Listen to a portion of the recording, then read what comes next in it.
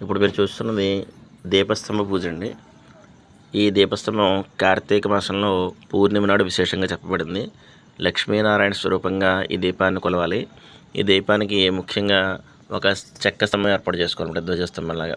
ఇది ప్లెయిన్గా ఉండాలి. పైన ఇలా రావి, మేము ఏర్పాటు చేసింది రావి, మామిడి, మోదుగా ఇలాంటివి ఏవైనా వైదికపరమైన కర్రలు ఏవైతే ఉన్నాయో వాటిని ముందుగా తెచ్చుకుని శుభ్రపరుచుకుని దానికి చక్కగా పసుపు రాసి అలంకారం చేసి దానిపైన ధాన్యము, నువ్వులు ఈ పైన వేయాలండి. ఈ పైన వేసిన తర్వాత ఈ పైన దీపారాధన మనం ఆవనేతితో కానీ నువ్వుల నూనెతో కానీ ఏర్పాటు చేసుకోవాలి.